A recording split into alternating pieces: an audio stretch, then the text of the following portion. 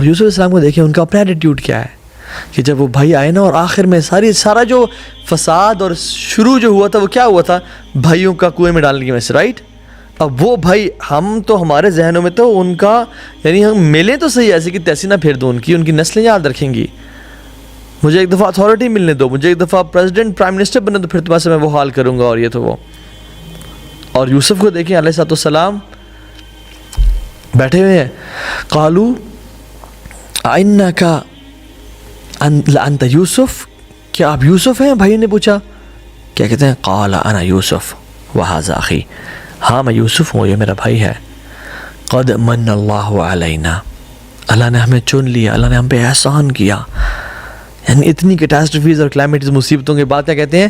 اللہ نے ہمیں چن لیا، اللہ نے بڑے احسانات کیے ہم پہ، اور اس کی وجہ انہ من یتقی ویصبر فان اللہ لا یضیع اجر المحسنین، کہ جو تقوی اختیار کرتا ہے نا اور صبر کرتا ہے تو اللہ تعالیٰ محسنین کا اجر کبھی ضائع نہیں کرتے، یاد رکھنا اس بات کو۔ تو اس میں پتہ کیا چلا کہ جو تقوی اختیار کرتے ہیں اور صبر کرتے ہیں وہ محسنین ہیں، اور اگر آپ تقوی اختیار کرتے ہیں اور صبر کرتے ہیں تو پھر اللہ تعالیٰ آپ کی گیم سنبھال لے گا، اللہ آپ کی لائف کو سنبھال لے گا۔ احسن القصص ایسے نہیں بنایا گیا ایسے کہ سب سے بہترین واقعہ، ہم پڑھ تو لیتے ہیں، مزے تو بڑے لیتے ہیں اور کہتے ہیں سب سے بہترین واقعہ، ہم نے لیسن کیا لیا کہ مجھے تقوی اختیار کرنا ہے، مجھے صبر کرنا ہے۔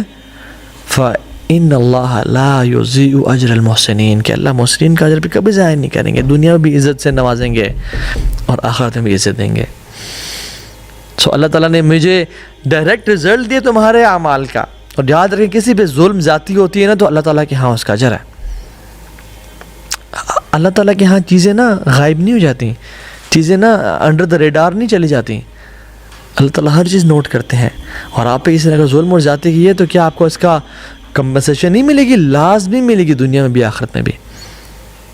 سو کیا کریں؟ وَاسْتَعِينُوا بِالصَّبْرِ وَالصَّلَاةِ، اللہ کی مدد حاصل کریں صبر کے ساتھ اور نماز کے ساتھ، اور ان لوگوں میں سے نہ بنیں جو sometimes we become impatient during patience، کہ یار اب 3 دن ہو گئے صبر کر رہا ہوں، آپ نے تو کہا تھا کہ ان اللہ مع الصابرین، چوتھے دن آ گیا کوئی ابھی تک ہوا کچھ نہیں ہے۔ اللہ اکبر، یہ کہہ دینا کہ میں سالوں سے صبر کر رہا ہوں مگر آج میں صبر نہیں کروں گا، سارا اجر کھو دیا۔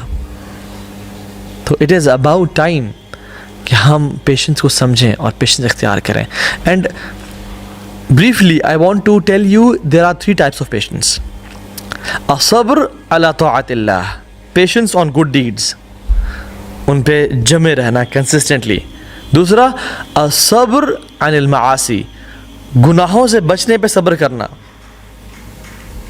being patient on sins، یعنی گناہوں سے بچتے ہوئے صبر کرنا۔ اور تیسری چیز الصبر علی المصائب، صبر over patience over trials and tribulations, مصیبتوں اور مشکلات پہ صبر کرنا۔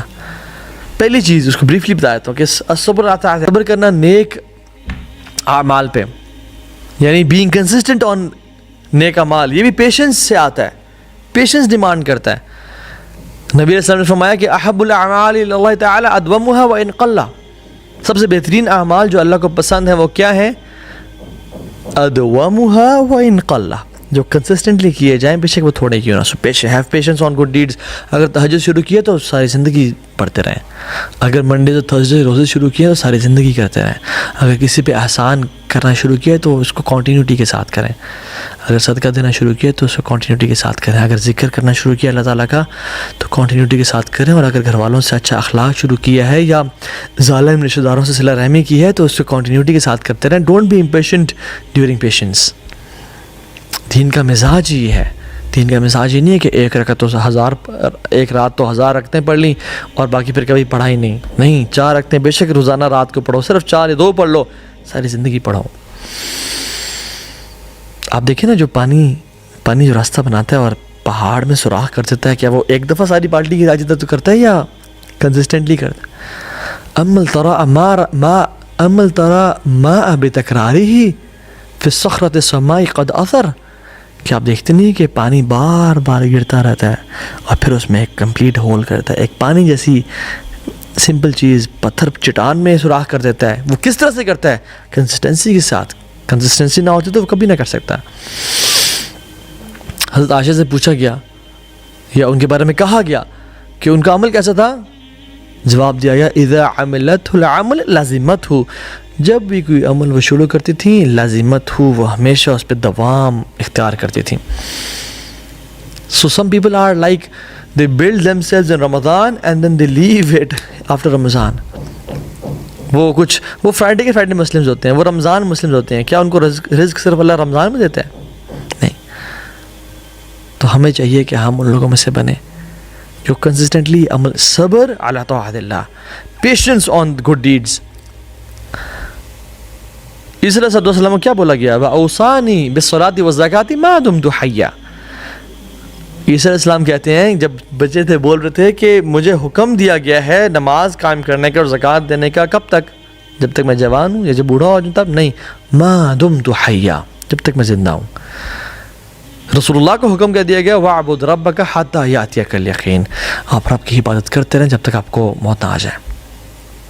تو ایک مسلمان ایسا نہیں ہوتا کہ ایک عمل کیا پھر چھوڑ دیا. نہیں، مسلمان موت تک نیک عمل کرتا رہتا ہے. انما الاعمال بخواتیم، because actions are based on their endings. میں کو مثال دیتا ہوں.